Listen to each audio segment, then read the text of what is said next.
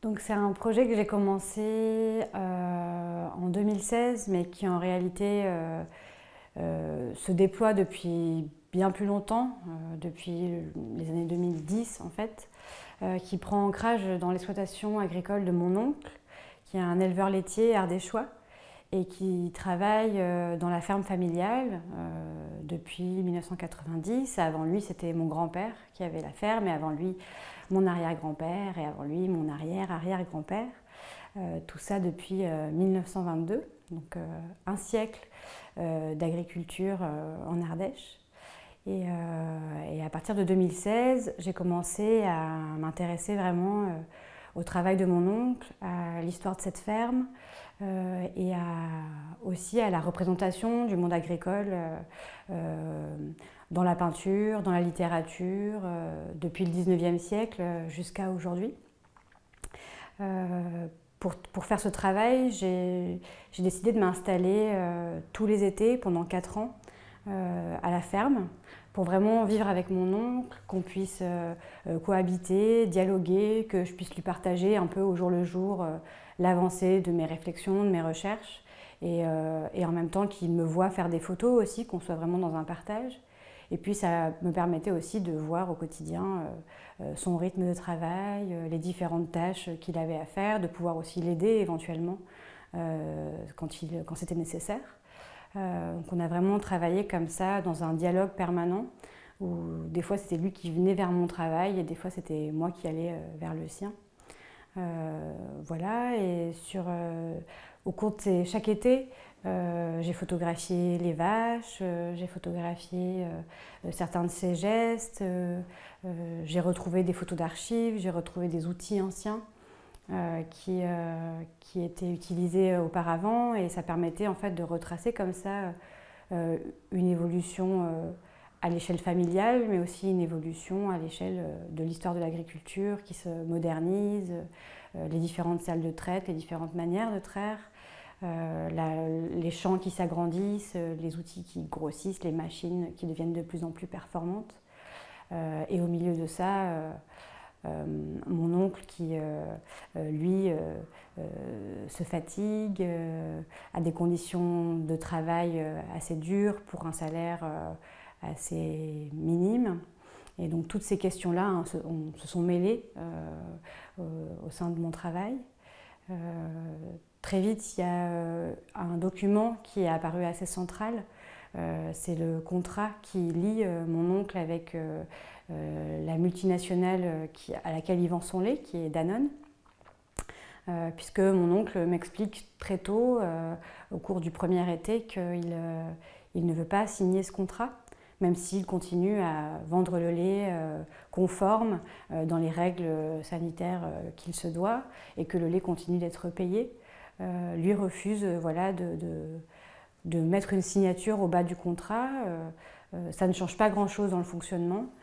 C'est simplement comme si la signature, c'était un geste de résistance, le seul qu'il puisse vraiment se permettre dans un cadre de travail très contraint.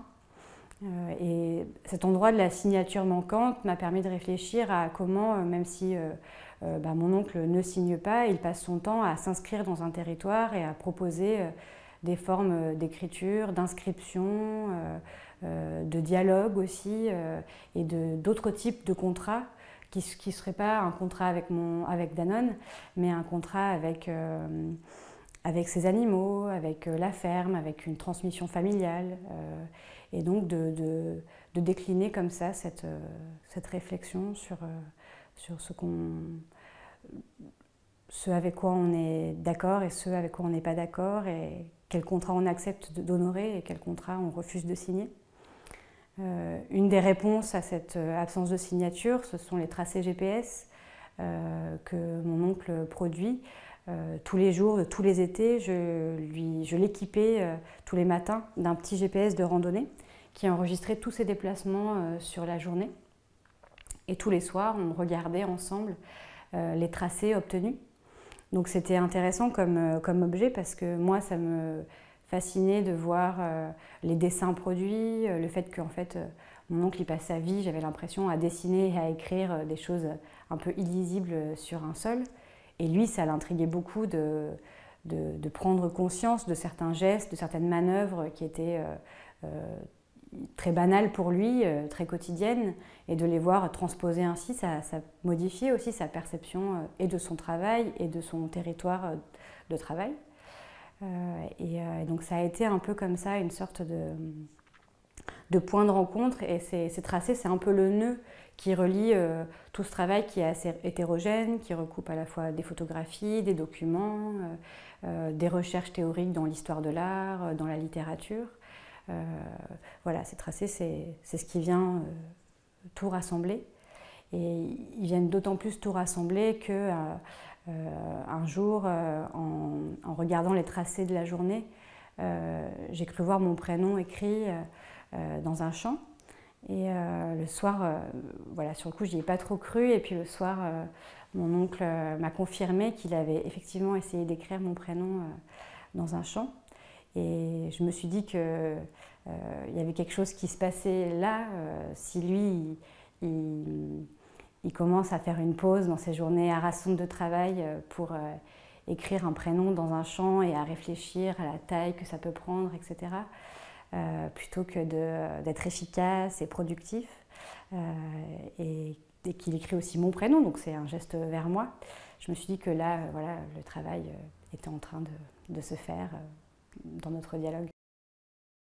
Au cours de mes recherches, ce qui a été aussi assez déterminant, c'est que dans la chambre familiale, dans la ferme, donc la chambre de mes grands-parents, historiquement, il y a une reproduction d'un tableau très célèbre qui est le tableau des glaneuses de Millet, que j'ai un peu pris comme un indice de tout un endroit de la représentation en histoire de l'art au XIXe siècle du monde agricole, et qui a été mon point de départ, puisque je me suis demandé un peu quel était le sens de ce tableau aujourd'hui, le sens qu'il avait à l'époque, et pourquoi ce tableau extrêmement reproduit avait toujours valeur de représentation et de symboles, d'images comme ça, clichés, arrêtés de ce que peut être la paysannerie, le monde agricole.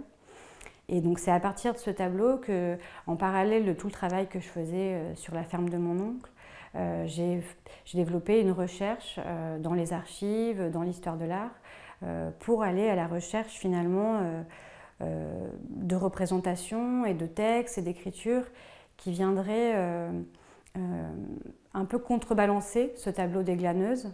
C'est-à-dire que je me suis demandé s'il y avait des photographes ou des écrivains qui étaient aussi paysans, déjà au XIXe siècle, et qui venaient, qui venaient répondre à ce tableau des glaneuses de Millet. Et c'est comme ça que j'ai rencontré notamment l'œuvre d'un photographe qui s'appelle Félix Arnaudin, qui est aussi un linguiste et un folkloriste, on pourrait dire, une sorte d'ethnologue avant l'heure, qui a travaillé toute sa vie durant, à la fin du 19e, dans la Grande Lande, en dessous de Bordeaux, sur son village natal, et qui a photographié les différentes activités paysannes, les différents gestes de travail, qui a fait beaucoup de portraits aussi des paysans de son village, et qui a fait tout un travail qui était en lien avec ce travail photographique autour de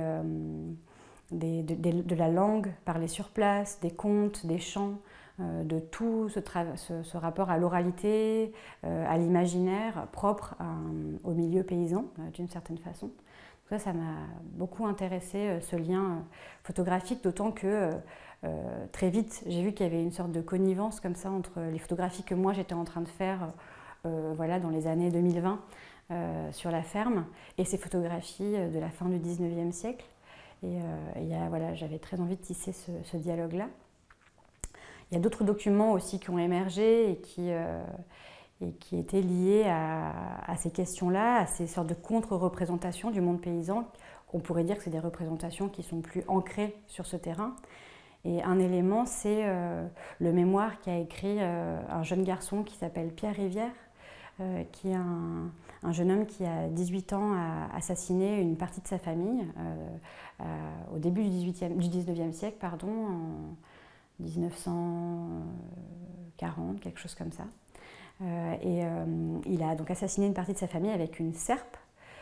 Il a été condamné ensuite pour ça et juste avant de se pendre dans sa cellule, il a écrit un mémoire pour raconter et non pas justifier, mais disons décrire les raisons qui l'ont conduit à ce crime, selon lui. C'est un texte qui a été ressorti des archives dans les années 70 par Michel Foucault pendant un de ses séminaires.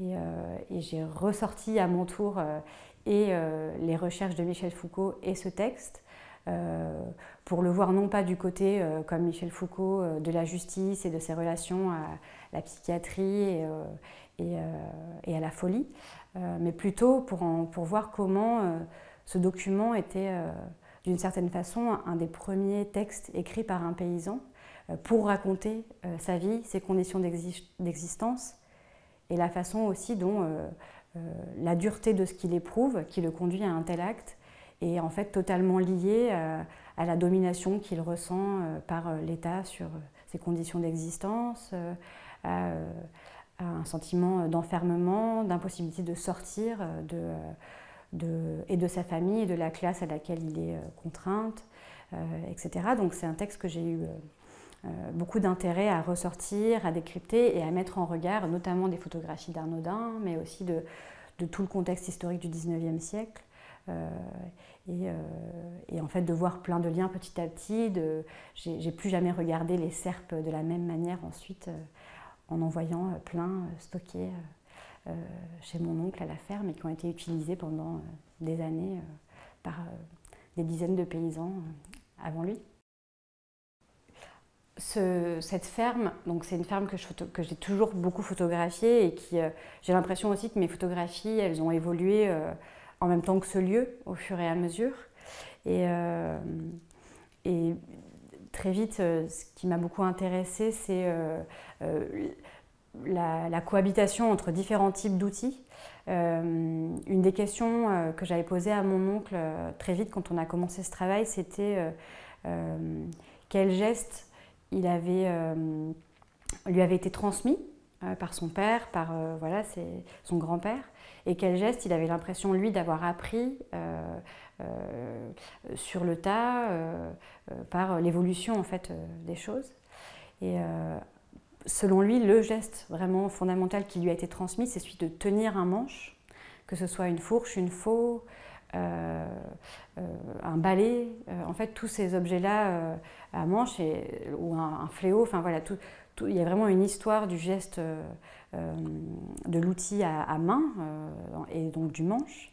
Et par contre, les gestes qu'il a appris, qui ne lui ont pas été transmis, ce sont vraiment les gestes liés à la mécanisation, donc conduire un tracteur par exemple, même si mon grand-père conduisait un peu, mais il n'avait pas le permis par exemple, mon grand-père, ou traire de façon mécanisée, ce genre de choses. Et en fait, ce qui est intéressant, c'est qu'on ne peut pas vraiment dire que les outils modernes ont remplacé ces outils à manche, ils continuent de cohabiter. J'ai continué de voir beaucoup mon oncle manier une fourche, un balai en permanence en fait. Et ce genre d'outils-là, de la même manière que je l'ai vu manipuler des machines hyper électroniques robotisées pour enrubanner des bottes, etc. Donc j'étais assez intéressée par cette cohabitation des outils et en même temps de constater aussi que plein d'outils qui n'étaient plus utilisés continuaient d'être gardés. Donc il y avait cette idée presque d'un écomusée qui ne prononce pas son nom, qui s'ignore un peu dans l'enceinte de la ferme, puisqu'il y a vraiment des anciens bidons pour traire, des robots trayeurs plus anciens qui sont toujours présents. Enfin, il y a vraiment comme ça plusieurs générations d'outils qui sont gardés comme, je sais pas, comme preuve. Je ne sais pas exactement pourquoi ils sont gardés, mais ils sont là. Et j'ai vraiment eu envie de les réactiver, de les remettre en scène, de les ressortir. C'était aussi pareil, un peu des supports de discussion et de dialogue en fait. Hein. Comme un peu tout dans le travail, c'est vrai que ce qui est présent dans les photographies, c'est à la fois parce que moi j'étais intéressée formellement par ce qu'ils représentaient, comment ils étaient dans l'espace, etc. Mais aussi parce que c'était des objets qui permettaient de dialoguer, de discuter, de recueillir une sorte de témoignage. Donc c'était toujours un peu voilà, des prétextes d'une certaine façon. Ce qui aussi me fascinait beaucoup dans le paysage, c'était la présence en fait là je parle des outils plutôt à main, mais après il y a tout ce qui va être la moissonneuse ou de manière plus petite la charrue, les pendeurs, toutes les grandes bennes. Voilà, il y a plein de types le semoir, enfin voilà, il y a plein de types de machines qui elles sont partagées et qui sont souvent comme ça, quand elles ne sont pas utilisées, déposées voilà, sur les esplanades, près de l'étable ou dans un bâtiment spécifique. Et leur présence comme ça dans le paysage à l'arrêt, j'avais l'impression d'être entourée de sortes d'animaux ou de squelettes, de restes d'animaux disparus qui continuent comme ça d'être présents, voilà, d'être des souvenirs, des vestiges de quelque chose qui serait un peu en train de disparaître. Et pendant tout ce travail, et depuis des années, je rêve beaucoup de baleines. Et je rêve plus précisément de baleines qui seraient en fait, qui vivraient dans le lac artificiel qui est sur la ferme chez mon oncle. Donc c'est quelque chose qui est très présent. Donc les journées d'été, j'étais à la ferme en train de travailler, de réfléchir à tout ça. Et la nuit, j'étais toujours dans la ferme, mais une ferme un peu étrange cette fois, où dans ce lac, il y a plein de baleines et puis aussi des diplodocus. Et c'était très étrange ce double versant comme ça de la ferme. Et j'ai compris pourquoi très vite en voyant en fait ces formes gigantesques, ces machines. Quelque part, c'est comme si elles avaient une sorte de dualité. À la fois, elles ont une fonction très claire, quelque chose de très concret dans le rapport à l'agriculture, et en même temps, elles ouvrent un imaginaire très, très riche. Et c'était important pour moi que cette sorte d'ambiguïté soit présente d'une manière ou d'une autre. Donc c'était assez fascinant pour moi de les voir partout. Après, je voyais des baleines partout, les grandes serres ou les grands tunnels avec leurs arches très caractéristiques. J'avais l'impression que c'était une espèce de squelette. Voilà, je commençais à finalement voir ces grandes formes pachydermiques ou voilà, de grands animaux comme ça de partout. Et j'ai transmis ça en plus. Maintenant, mon oncle voit des baleines partout aussi. Voilà, c'est quelque chose qui s'est pas mal transmis. Et je pense que c'est pas anodin non plus que ce soit des animaux marins qui soient apparus, parce que j'ai passé donc tous mes étés à la ferme, et la problématique principale de l'agriculture l'été, d'autant plus en Ardèche, c'est la sécheresse et le manque d'eau. Cette zone-là de la France, à l'époque jurassique, donc il y a, voilà, dans des époques très anciennes, elles étaient sous la mer. Et ensuite la mer s'est retirée, et on est en fait toujours dans le lit d'une rivière, d'une mer, pardon, de cette façon-là. Et d'ailleurs, mon oncle, quand il enlève les cailloux des champs, ça lui arrive souvent de tomber sur des ammonites fossilisés. Donc en fait, cette histoire, elle fonctionne aussi, que toutes ces grandes machines hyper perfectionnées, en fait, elles ne sont pas si nouvelles que ça, et peut-être que c'est juste voilà, des espèces de réactivation d'animaux disparus et qui sont dans le lit de cette mer. Ce qui fait qu'on est à la fois toujours un peu en avance sur notre temps, en train de toujours chercher de nouvelles choses, et en même temps toujours un peu des archéologues d'une agriculture qui n'en finit pas de finir et de se renouveler et de ne pas savoir trop où elle va, quoi.